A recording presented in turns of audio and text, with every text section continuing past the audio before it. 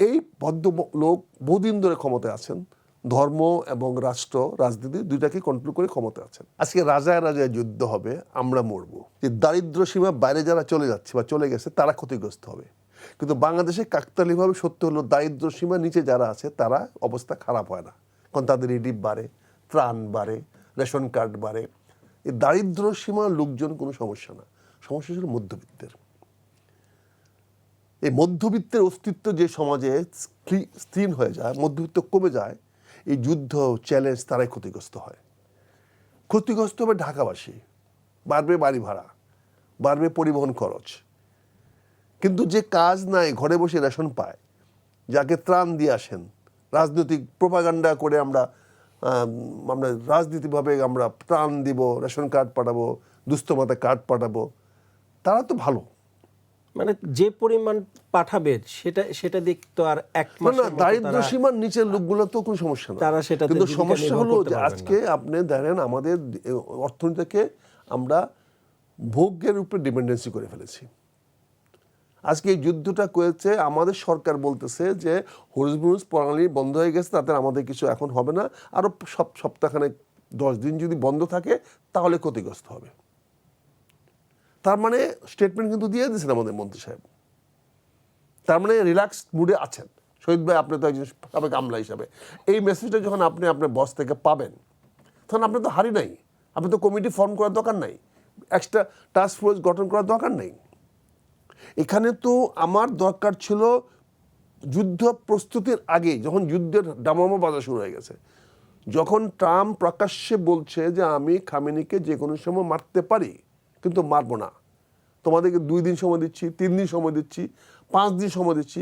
সে আন্দোলনটাকে, যে আন্দোলনটা গড়ে উঠেছিল তেহরানে, খামেনি বিরোধী আন্দোলন, খামেনি তো প্রায় 40 বছর ক্ষমতায় আছে। একজন মানুষ তার ইয়াং বয়সে ওয়াজ ভেরি এফিশিয়েন্ট। শহীদ ভাই যখন ডিসি ছিল, যখন সিভিল কাজ করতো, তখন তাকে দেখে মানুষ ভয় পাইত। যেখানে কাজ করতো সেখানে একটা মানুষের একটা আস্থা অর্জন করতে পারছে। আজকে শহীদ ভাইকে দেখলে তো মুরব্বী মনে করে তারা এনে বসাইয়া চা খাওয়াবে, ওরকম মান্য করবে? একটা এফেক্টিভনেস আছে, বয়সে একটা এফেক্টিভনেস আছে। প্রতিটা মানুষ তারুণ্যে যে কাজটা করতে পারে, সেই মানুষটা বয়স হওয়ার পরে করতে পারে না।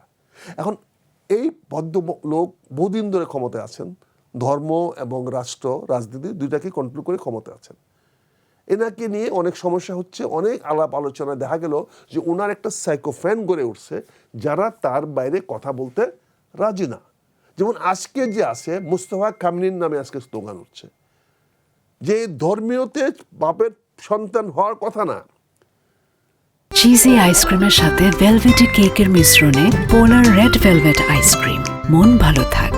যেটা নিয়ে ইসলামের ক্ল্যাশ হলো, হযরত আলীকে যেখানে খলিফা বানানো হলো না, সেখানে আজকে সারা বিশ্বের প্রপাগান্ডা করা হচ্ছে মুস্তফা কামিনী নেক্সট লিডার। অথচ মুস্তফা কামিনী নেক্সট লিডার তাকে তো মানবে না। এখন ওখানে দেখা যাচ্ছে ওই যে ওদের গার্ড রেজিমেন্ট যারা আছে তারা তাকে সাপোর্ট করলে পরে মিলিটারাইজেশন করবে। এখন এই সমস্ত বিষয়গুলোকে আপনার একটা অর্থনীতি, একটা সুন্দর একটা কথা আছে, খুব সহজের কথা, একজনের খরচ আরেকজনের আয়। একজন যদি খরচ করে বেশি, তাহলে আরেকজনের আয়ও বাড়বে বেশি। আজকের পৃথিবীতে যদি যুদ্ধ না লাগে, তাহলে যে আধুনিকতম অস্ত্রগুলো আবিষ্কার হচ্ছে, এই অস্ত্রগুলো রিপ্লেস হবে কী হয়? আমেরিকান অস্ত্রাগারে যে পুরনো অস্ত্র জাম হয়ে গেছে, এখন তাকে তো নতুন ওয়্যারহাউস বানাতে হবে, নতুন অস্ত্রগুলো রাখতে হলে, ফলে ওই অস্ত্রগুলোকে খালি করতে হবে। আজকে ইরান এখনও বলছে, আজকেও যেটা দেখলাম ইরানের ওই গার্ড রেজিমেন্টের যে বলছে যে আমাদের এতদিন আমরা পুরনো মিসাইল সব ছাড়ছি, নতুনটা এখনও ছাড়ি নাই। তাই সে তো বলে দিল যে তার যুদ্ধটা দরকার ছিল, তারও দরকার ছিল, কারণ সেই যুদ্ধটা দিয়ে পুরনোগুলো খালি করছে। এখন চীন বলছে আমি বেচবো, রেডি আছি, তুমি ঘাবড়াও না। এবং চীন গতকালকে অলরেডি বলে দিয়েছে যে অস্ত্র সরবরাহ তারা অব্যাহত রাখবে। তার মানে পুরনো যে গোদামটা খালি হয়েছে, অস্ত্রাগারটা খালি হয়েছে, সেটা এখন নতুন চিরা অস্ত্র দিয়ে এসে ভরবে, ততদিনে কিন্তু যুদ্ধ শেষ হয়ে যাবে। কারণ অস্ত্র তৈরি করে পাঠাইতে পাঠাইতে যুদ্ধ কিন্তু 3 দিনে শেষ হয়ে যাবে। যেমন আজকে একটা কমিটি করে দেওয়া হয়েছে, 3 সদস্য কমিটি। 3 সদস্য কমিটি যদি আজকে সংলাপে না বসে, তাহলে 3 committee next target regime change. খামেনিকে যদি মারতে পারে তো এই 3 সদস্য কিন্তু মারতে পারবে, কিন্তু 3 সদস্য তো একখানে হবে, কারণ এক জায়গায় না বসলে 3 জন হলো কেন? সিদ্ধান্ত নেওয়ার জন্য তো তিনজনকে এক জায়গায় বসতে হবে, যেই মুহূর্তে বসবে এই মুহূর্তে আবার অ্যাটাক হবে। কিন্তু ট্রাম্প বলেছে আমি আলোচনায় প্রস্তুত। দেখুন ট্রাম্প কিন্তু বলে দিয়েছে পরিষ্কার, আমি আলোচনায় প্রস্তুত। তার মানে তোমরা তিনজন প্রস্তুত না বললা, তার মানে তো যুদ্ধের সমাধান করতে চাও। যুদ্ধের সমাধান করতে হলে তো এখন দোষটা কারোর উপর পড়বে। আলোচনার আহ্বান জানিয়েছে, তুমি না করলা, তাহলে কেন তুমি না করলা? তোমার জনগণের স্বার্থ, সার্বভৌমত্ব, ভবিষ্যৎ কোনো কিছু তোমার মূল্য নাই, তোমার ইগোই কাজ করবে। তো এই ইগো কাজ কেন করতেছে? বিকজ অস্ত্র ব্যবস্থাটাকে বলছে ঘাবড়ায় না, রাশিয়া অস্ত্র দিবে, চীন অস্ত্র দিবে, আমরা ঘাবড়ায় না পাবো। বাংলাদেশ এমন একটি দেশ যে নুন আনতে পান্তা ফোড়ায়। আমরা যদি একটি আইটেম দেশে পেঁয়াজের দাম বাইরে গেলে কি অবস্থা হয় দেখেন তো, আমাদের অর্থনীতি কোথায় গিয়ে দাঁড়ায়। কারণ পেঁয়াজটা পর্যন্ত আমদানি করতে হয়, তার সঙ্গে ডলারের মূল্য ফ্ল্যাকচুয়েট করে। সিম্পল পেঁয়াজ, যে কৃষি দেশ বাংলাদেশ কৃষি দেশ বলে আমি গর্ব করি, সেই কৃষি দেশে আজকে পেঁয়াজ রসুন আমদানি করতে হয়। এটা তো ছিল না। বাংলাদেশের অর্থনীতি এমন কোনো জায়গা নাই যেটা এফেক্ট না করবে। এই সরকারের আগামী দিনের প্রোগ্রাম সমস্তগুলো চ্যালেঞ্জের মুখে পড়ে যাবে। এইগুলো চালাইতে হলে সরকারকে এখন নোট ছাপাইতে হবে, ডলার পাবে না।